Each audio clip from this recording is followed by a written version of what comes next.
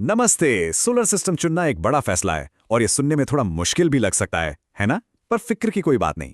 इस सफर में हम साथ हैं और इसे कुछ आसान समझने लायक स्टेप्स में तोड़कर समझेंगे। तो चलिए शुरू करते हैं। सबसे पहले देखेंगे कि सबसे बड़ा फैसला क्या है। फिर ऑन ग्रिड, ऑफ ग्रिड और हाइब्रिड सिस्टम्स को समझेंगे।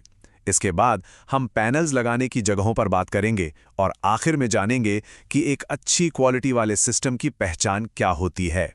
तो सबसे पहला और सबसे जरूरी सवाल जो दिमाग में आता है वो ये है कि सोलर सिस्टम बिजली के मेन ग्रिड से कैसे जुड़ेगा। यही वो फैसला है जो आगे की सारी चीजें तय करेगा। देखिए, मोटे तौर पे 3 रास्ते हैं: ऑन ग्रिड, ऑफ ग्रिड और हाइब्रिड। ये टेबल बस एक झलक देती है कि ये कैसे काम करते हैं। चलिए अब एक एक करके इन सबको डिटेल में समझते हैं। तो सबसे पहले बात करते हैं उस सिस्टम की जो सबसे ज्यादा इस्तेमाल होता है, ऑन ग्रिड सिस्टम। आखिर ये इतना पॉपुलर क्यों है, आइए जानते हैं। अब ये काम कैसे करता है, इसे ऐसे समझिए कि आपका ग्रिड के साथ एक तरह का चेकिंग अकाउंट है। जब धूप है तो आप अपनी बिजली इस्तेमाल कर रहे हैं और जब नहीं है तो ग्रिड से ले रहे हैं। तो इसका सबसे बड़ा फायदा है पैसा। सीधी सी बात है, इसको लगवाने का शुरुआती खर्च कम होता है और नेट मीटरिंग से आप फालतू बिजली ग्रिड को वापस बेचकर अपने बिल भी कम कर सकते हैं। लेकिन इसका एक बड़ा पेंच भी है। मान लीजिए मेन ग्रिड से बिजली चली गई तो क्या होगा? सुरक्षा के लिए आपका सोलर सिस्टम भी अपने आप बंद हो जाएगा। अच्छा, अब चलते हैं बिल्कुल उल्टी दिशा में, यानी ग्रिड से पूरी तरह नाता तोड़कर एनर्जी की पूरी आज़ादी हासिल करना।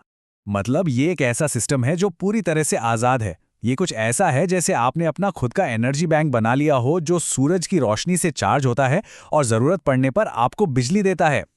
इसका सबसे बड़ा चार्म है पूरी आज़ादी। सोचिए, शहर में पावर कट है लेकिन घर में बिजली है, क्योंकि ग्रिड में क्या हो रहा है उससे कोई फर्क ही नहीं पड़ता।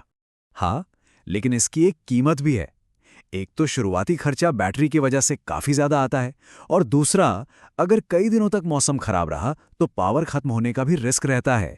तो क्या कोई ऐसा बीच का रास्ता है जिसमें दोनों के फायदे मिल जाएं? बिल्कुल है, और यहीं पर आता है हाइब्रिड सिस्टम, जो ग्रिड की सिक्योरिटी और बैटरी की आज़ादी दोनों को एक साथ ले आता है।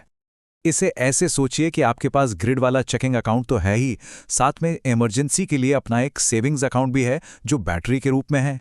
सबसे बड़ी बात है इसमें मिलने वाली फ्लेक्सिबिलिटी और मन की शांति। मतलब ग्रिड बंद भी हो जाए तब भी घर रोशन रहेगा, क्योंकि बैटरी से पावर मिलती रहेगी। हाँ, ये बात सही है कि इसमें शुरुआत में ज्यादा पैसा लगता है, क्योंकि इसमें बैटरी और खास तरह के इन्वर्टर दोनों होते हैं। लेकिन लंबे समय में मिलने वाली बचत और सुरक्षा को भी देखना चाहिए। तो सिस्टम कौन सा लेना है, ये तो एक बात हुई, पर अब अगला बड़ा सवाल आता है, ये पैनल्स लगेंगे कहाँ? ये बहुत जरूरी है, क्योंकि यही आपके सिस्टम की नींव है। देखिए, पैनल्स लगाने के कई तरीके हैं। रूफ माउंट, ग्राउंड माउंट, पोल माउंट, कई ऑप्शन हैं। लेकिन घरों के लिए ज्यादातर छत पर या जमीन पर ही लगाए जाते हैं। तो छत पर लगाएं या जमीन पर, देखिए छत वाला ऑप्शन सस्ता पड़ता है और छत की बेकार पड़ी जगह इस्तेमाल हो जाती है, लेकिन उसकी साफ सफाई थोड़ी मुश्किल हो सकती है। दूसरी तरफ जमीन पर लगे पैनल्स तक पहुंचना आसान होता है, पर इसमें खर्चा और जगह दोनों ज्यादा लगते हैं। अब जब हमने ये तय कर लिया है कि कौन सा सिस्टम और कहाँ लगाना है, तो ये कैसे पक्का करें कि जो चीज लग रही है वो अच्छी क्वालिटी की है? चलिए कुछ जरूरी बातों पर ध्यान देते हैं। किसी भी अच्छे पैनल की पहचान है उसकी वारंटी। एक लंबी वारंटी का सीधा मतलब है कि बनाने वाली कंपनी को अपने प्रोडक्ट पर पूरा भरोसा है कि वो सालों साल चलेगा। ये बहुत जरूरी है कि पैनल्स और इन्वर्टर्स सर्टिफाइड हों, जैसे कि आईएससी या बीआईएस सर्टिफाइड। और हाँ, एक खास टिप, अगर कोई समंदर के किनारे वाले इलाके में रहता है तो इंस्टॉलर से आईएससी 61701 सर्टिफिकेशन के बारे में जरूर पूछना चाहिए।